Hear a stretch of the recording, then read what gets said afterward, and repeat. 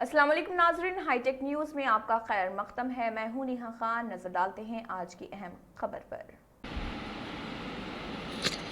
दिल्ली के ओखला जामे नगर में वाक़े मिली मॉडल स्कूल के मीटिंग हॉल में एक प्रोग्राम का इनेकाद किया गया, जिसमें समाजी, सियासी और क़ानूनी इदारों से वाबस्ता बहुत से लोग मौजूद थे। और इस प्रोग्राम की सबसे ख़ास बात ये थी कि इस प्रोग्राम में तमाम मज़ाहिब के लोगों ने शिरकत की और अपने ख़यालात का इजहार किया।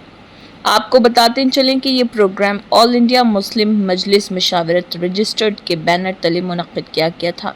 इस प्रोग्राम का मकसद मुल्क में बाहमी भाईचारे को फ़रोग़ देना था और एक दूसरे के मज़हब की बुनियाद पर माशरे में फैलाई जाने वाली नफ़रत को कैसे रोका जा सकता है, इस मौजू पर सब ने अपनी राय पेश की। इस प्रोग्राम में all India Muslim Majlis Mushawarat registered के सदर doctor Zafarul Islam, INL party से प्रोफेसर सुलेमान, दिल्ली हुकूमत के साबिक़ काबीना वज़ीर Rajendra Pal Gautam, doctor MD Thomas, Dayal Singh, कौमी सदर all India peace mission Shaheen Kausar, SDPI party के नायब सदर और इस तरह के कई लोग मौजूद थे। अब हम आपको बताते हैं कि हाईटेक टीवी से बात करते हुए तमाम ने क्या कहा है। आज जो मीटिंग थी कैसी रही, क्या रहा मीटिंग का मकसद? अलग अलग समुदायों के बीच आपस में तालमेल और सद्भाव किस प्रकार कायम किया जाए और इस प्रकार की एक तहज़ीब किस प्रकार मजबूत की जाए, इस संदर्भ में चर्चा थी अलग अलग नज़रिए से। सभी मज़हब के लोग मौजूद रहे या सभी क्या मकसद रहा, क्या पैगाम दिया गया? पैगाम यह है कि हम एक दूसरे के मज़हब की ओर, एक दूसरे के समुदायों की ओर खुलना चाहिए और जो भेदभाव है, ऊंच नीच का भाव है, अपने पराये का भाव है, उसको तो किनारे करते हुए एक दूसरे के साथ मिलजुल कर रहने की तहज़ीब को मजबूत करने की ज़रूरत है, इस पर जोर दिया गया। सर, समाज में फैलती हुई जो नफरत है किस तरीके से ख़त्म किया जाएगा, इसको किया जा सकता है? देखिए, वास्तविकता मैं आपको बताना चाहता हूँ, देश की आज़ादी की लड़ाई के समय इस भारत के सभी वर्गों के लोग एक दूसरे से कंधा मिला करके जुटे हुए थे और उसके फलस्वरूप हमें आज़ादी मिली। दुर्भाग्य से उस समय भी जो लोग आज़ादी का विरोध कर रहे थे वो आज सत्ता में काबिज हो गए हैं और वो फिर नफरत फैला करके इस देश में सामाजिक ध्रुवीकरण करके इस सत्ता में जो उन्होंने प्राप्त किया उसे बरकरार रखना चाहते हैं। ये लड़ाई उन लोगों के खिलाफ है जो सामाजिक बिखराव चाहते हैं, जो फिरका परस्ती ताकते हैं। और हमारा ये प्रयास है कि वो वर्ग जिन्हें इन्होंने वंचित कर रखा है, schedule caste, schedule tribe, OBC और माइनॉरिटी, इन सब को संगठित करके इनके जो हक और हकूक़ हैं उनको ग्रैब करें, उन्हें प्राप्त करें। हम किसी का अधिकार नहीं लेना चाहते हैं, लेकिन हमारे जो कॉन्स्टिट्यूशनल राइट हैं, हमारे जो सिविल राइट्स हैं, उनको लेने की ये जद्दोजहद है और जिसे हम लेके रहेंगे। क्या संदेश देना चाहेंगे देश के नौजवान हैं और जो बुद्धिजीवी लोग हैं? हम लोग यही संदेश देना चाहते हैं कि अगर सद्भाव इस देश में रहेगा तो देश मजबूत होगा।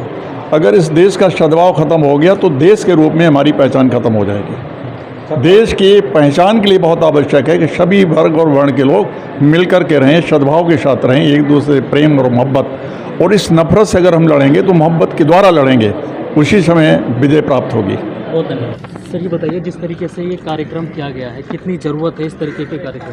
नहीं, मैं समझता हूँ इस तरह के कार्यक्रम की बहुत ज़्यादा ज़रूरत है, लेकिन ये यहाँ की बजाय बस्तियों में, जहाँ गरीब बस्ती है, जहाँ गरीब दलित, गरीब मुस्लिम रह रहा है, गरीब पिछड़े वर्ग का आदमी रह रहा है या गरीब जनरल कैटेगरी का भी रह रहा है, चूँकि अक्सर धर्म के नाम में दंगे के अंदर जो इस्तेमाल हो रहा है वो गरीब आदमी का हो रहा है, जो बेरोज़गार है, गरीब है, अनपढ़ है, ज़्यादा नॉलेज भी नहीं है, उसको बरगलाना आसान होता है। उसको ये कह के कि धर्म की रक्षा का सवाल है, उसको इस्तेमाल किया जा सकता है और वो कर रहे हैं। अगर ज़मीनी स्तर पर इस तरीके के प्रोग्राम किए जाएंगे तो क्या असर उसका? इसका असर ये होगा कि जो धर्म के नाम पर जिन बेकसूर, अज्ञानी, बेरोज़गार युवाओं का इस्तेमाल होता है वो इस्तेमाल बंद हो जाएगा। और जब वो बंद हो जाएगा तो ये जो नफ़रत की दुकान चलाने वाले लोग हैं, इनकी दुकान भी बंद हो जाएगी, क्योंकि इन्हें देश से प्यार नहीं है।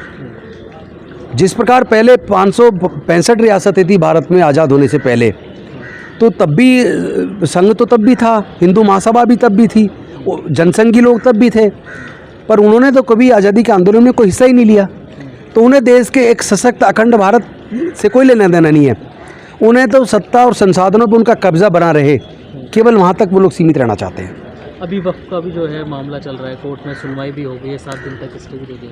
क्या लग रहा है इसके बाद? नहीं, ये मसला पूरा का पूरा जो वक्फ की जो बेशकीमती प्रॉपर्टीज़ हैं उनकी नज़रें उन पे हैं, और जहाँ जहाँ भी इनकम के सोर्सेज हैं उन सब जगह उनकी नज़रें। जैसे महाबोधि महाविहार है बौद्ध गया में, उसके अंदर बुद्धिस्ट मैनेजमेंट कमेटी है, बुद्धिस्ट टेम्पल मैनेजमेंट कमेटी, उसके अंदर जो डीएम होता है गया ज़िले का, वो चेयरमैन होता है, 8 मेंबर होते हैं, जिसमें 4 बौद्ध हैं और 4 ब्राह्मण हैं। अब ये बताइए, महाबोधि महाविहार वो स्थल है जिसको सम्राट अशोक जी ने बनवाया, इसलिए बनवाया कि तथागत बुद्ध को वहाँ ज्ञान की प्राप्ति हुई थी, और वहाँ उन्होंने उसकी याद में ये बौद्ध मंदिर बनवाया। तो ये बताइए, बौद्ध मंदिर में पंडों का क्या काम? क्या किसी मस्जिद की मैनेजमेंट कमेटी में कोई दूसरे धर्म का आदमी हो सकता है? किसी मंदिर की मैनेजमेंट कमेटी में हिंदू साला दूसरे धर्म का आदमी हो सकता है? किसी चर्च के अंदर या किसी गुरुद्वारे के अंदर उनके धर्म से अलग कोई दूसरे धर्म का आदमी हो सकता है? अगर नहीं हो सकता तो फिर महाबोधि महाविहार के अंदर मैनेजमेंट कमेटी में 4 पंडे क्यों, सारा बौद्ध क्यों नहीं उसका संचालन कर रहे हैं? क्यों उस एक्ट में प्रोविज़न किया? तो ये basically they want to encroach upon the properties, valuable properties of the other religion. आज अगर बात वक्फ की कर रहे हैं तो आप देखिएगा कल को ये जो मिशनरी लोग हैं या जो लोग क्रिश्चियन हैं, जो उनकी जो बड़ी ज़मीनें हैं, ये उस पर भी उसको भी कब्जाएंगे। और बौद्ध मंदिरों पे तो पहले ही बहुत सारे पे कब्जा हो चुका है। अब जैसे मामला कोर्ट में चल रहा है, स्टे भी दे दिया गया है 7 दिन के लिए। स्टे नहीं दिया किस है, तरीके से आप लोग गलत क्यों पढ़ते हैं? इसको स्टे नहीं दिया है कोई अभी 2 चीज़ों पे केवल यह कहा कि इसमें आप कोई एक्शन ना लें। 1 हफ्ते का जो टाइम दिया, 1 हफ्ते में उन्होंने जवाब नहीं दे रहे थे, उनके पास जवाब ही नहीं था। तो उन्होंने कहा ठीक है, हम आपको जवाब देने के लिए टाइम दे रहे हैं, तब तक आप इन 2 मुद्दों पे कोई कार्रवाई ना करें, बाकी बरकरार रहेगा जो बदलाव हुआ है। यानी बदलाव तो हो गया, उस पर रोक कहाँ लगाई? तो अब जैसे मुस्लिम पर्सनल लॉ बोर्ड की तरफ से भी जो मुस्लिम तंजीमें हैं, मुस्लिम ऑर्गेनाइजेशन की तरफ से प्रदर्शन करने की और इसको रोकने के लिए जो है बातें कही गई, क्या आप और आपके संगठन या आप लोग साथ आएंगे? हम तो पहले से आ रहे हैं, मेरी तो कई वीडियो आ चुकी। मैं तो पहले से कह रहा हूँ कि भैया ये मसला केवल मुस्लिम के जो धर्म से, जो अल्लाह के नाम पर प्रॉपर्टी लोगों ने दान दी हैं मजलूमों की मदद के लिए, ये उन प्रॉपर्टीज़ पे ही केवल नज़रें नहीं है इनकी। अदर देन हिंदू जितने भी धर्म के धार्मिक स्थल हैं, वैल्यूएबल प्रॉपर्टीज़ हैं, उन सब पे उनकी नज़र है। तो अगर आज इसका विरोध नहीं किया, कल को क्रिश्चियनों की कब जाएंगे? परसों बड़े बड़े गुरुद्वारे आपने देखो होगा कितने कितने बड़े एकड़ ज़मीन में, उसको कब जाएंगे? छोड़ेंगे किसको फिर? क्योंकि अब से 200 साल पहले कोई रजिस्ट्री तो होती नहीं थी, 100, 150, 200 साल पहले। तो वो जो बाई यूज़र जो है, यूज़ कर रहे हैं जो प्रॉपर्टीज़ को, जो जिस वक्त दे दिया, जैसे सपोज करो किसी सम्राट ने किसी एक धर्म के मानने वाले लोगों को दे दिया कि भाई आप यहाँ अपने धर्म का काम करो, 400 साल पहले दे दिया। अब वो करते आ रहे, बाई यूज़ उनकी हो गई वो। अब उसे कहे जी आप प्रॉपर्टी के पेपर दिखाओ। पेपर कहाँ से दिखाएंगे भाई? पेपर तो फिर किसी से पूछ लो कि ज़मीन माँ के पेट से लेकर पैदा हुआ है क्या? पेपर कहाँ से आएंगे? तो देश के नौजवानों को क्या संदेश देना चाहेंगे आप? देश के नौजवानों को मैं सिर्फ एक संदेश देना चाहता हूँ, आपके मुद्दे, धर्म आपका मुद्दा है ही नहीं। आपका मुद्दा है शिक्षा, आपका मुद्दा है रोज़गार, आपका मुद्दा है महंगाई, आपका मुद्दा है सम्मान के साथ आगे बढ़ने का रास्ता। ये धर्म के नाम पे तो सिर्फ आपका इस्तेमाल हो रहा है। आप लोग अपना इस्तेमाल मत होने दीजिए, अध्ययन कीजिए, ज्ञान अर्जित कीजिए, अपना सोच विचार के अच्छे बुरे का फैसला सोच विचार के लीजिए। इस प्रोग्राम में शामिल रही आप, सभी ने अपना तबादला ख्याल किया। क्या लगता है कि कितनी ज़मीनी सतह पर इस तरीके की जो मुहिम है कामयाब होगी नफरत को मिटाने वाली? क्या कहना चाहेंगे? देखिए, कामयाब तो की उम्मीद लेकर के काम किया जा रहा है, और बहुत से ऐसे लोग हैं कि उनको बेचैनी है और ये चाहते हैं कि देश में अमन हो, इलाके में अमन हो, और हर इंसान जितने भी, चाहे किसी भी कम्युनिटी से बिलोंग करते हैं, उनको सुकून और राहत मिले। आने वाली नस्लें जो आंखें खोलें इसमें, तो वो एक ऐसा देश हमारा जो था और वो बाकी रहे, ताकि आने वाली जो नस्लें हैं से जो है उनको परेशानी का सामना ना करना पड़े। और आज देखिए एक जहती का जो सबूत देते हुए यहाँ सभी ने जो अपना अपना पैगाम दिया है, और इसमें देखिए अवेयरनेस बहुत ज़रूरी है। जो लोग अपना कहीं हिस्सेदारी या जो है योगदान देते हैं तो उनको ये पूरा उम्मीद होती है कि ये मेहनत हमारी एक दिन रंग ज़रूर लाएगी। और आपको मैं बता दूं कि आज मेरी तबीयत बिल्कुल भी ठीक नहीं थी और यहाँ आना बहुत ही मुश्किल था, लेकिन बावजूद इसके कि मैं यहाँ दवा लेने के लिए आई अलशिफा, थोड़ी देर के लिए मैंने यहाँ शिरकत करना ज़रूरी इसलिए समझा कि हर कम्युनिटी के लोग यहाँ मौजूद थे। जो आज ये प्रोग्राम मशावरत की तरफ से हुआ है और मैं भी हूँ मशावरत में, तो इस नाते जो है मेरा यहाँ शामिल होना मैंने ज़रूरी समझा। और यहाँ जो लोगों ने बातें कही इतनी कीमती बातें हैं, अगर सच में हर देशवासी अपनी अपनी ज़िम्मेदारी के तहत इस काम को अंजाम देना शुरू कर दे तो मेरे ख़्याल में एक दिन वो बाग़ बनेगा, ये एक दिन एक ऐसा गुलदस्ता ये बनेगा और जिसकी कोशिश हमारे बुज़ुर्गों ने की है और वो बिखरने नहीं पाएगा, चाहे लोग लाख कोशिश इसकी कर ले। और हम एक थे, एक है और एक रहेंगे, इसी का पैगाम देते हुए सब ने जो है कोशिश की है। और मैं भी इसी पर अपने जो सोच मेरी है और मैं भी यही कोशिश हत्तल इम्कान करती हूँ।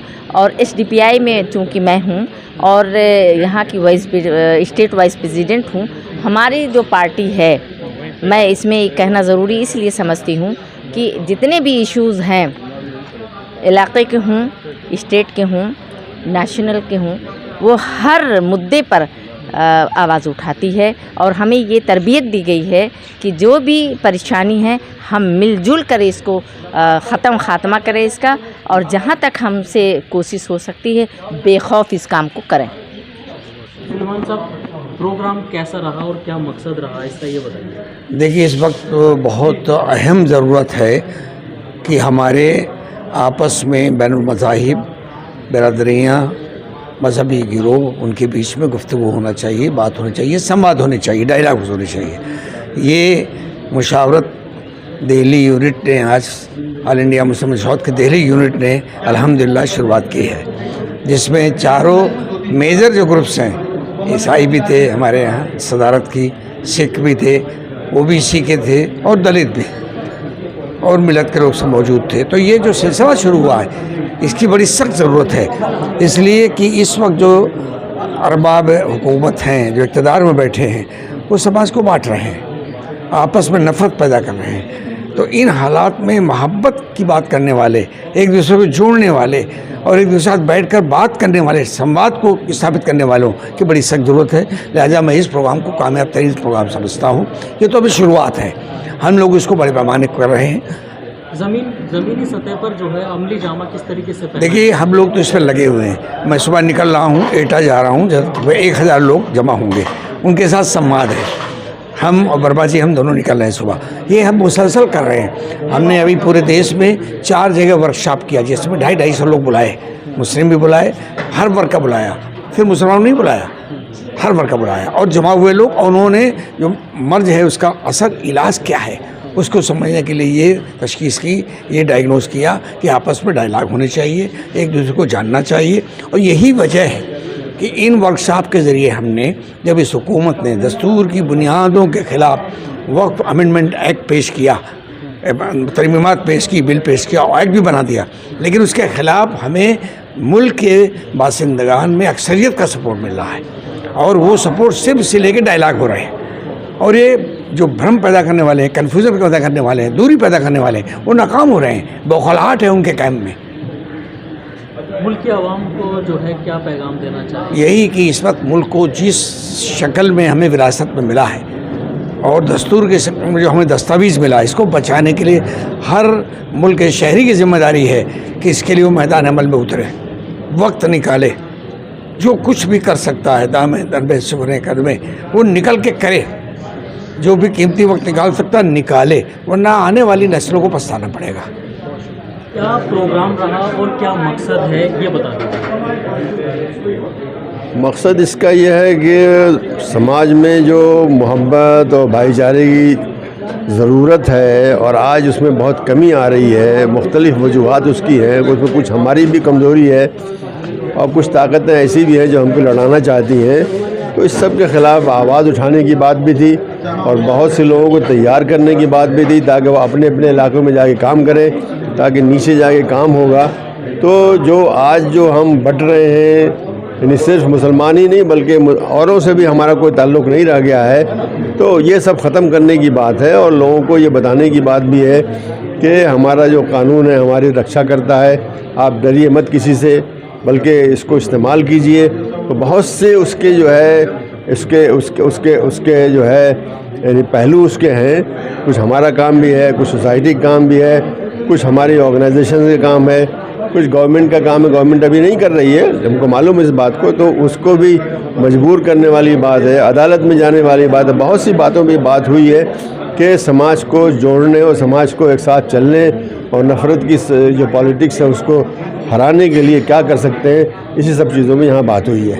कौन कौन लोग शामिल रहे, किस किस मतलब? इसमें सियासी लोग भी थे, सहाफ़ी लोग भी थे, कानूनदान भी लोग थे, एडवोकेट वगैरह भी लोग थे, यूनिवर्सिटियों में पढ़ाने वाले और पढ़ने वाले ये लोग भी थे, आम लोग भी थे, हर किस्म के लोग इसमें आए थे और इन्हीं से हमारी बात हर जगह पहुंच पाएगी।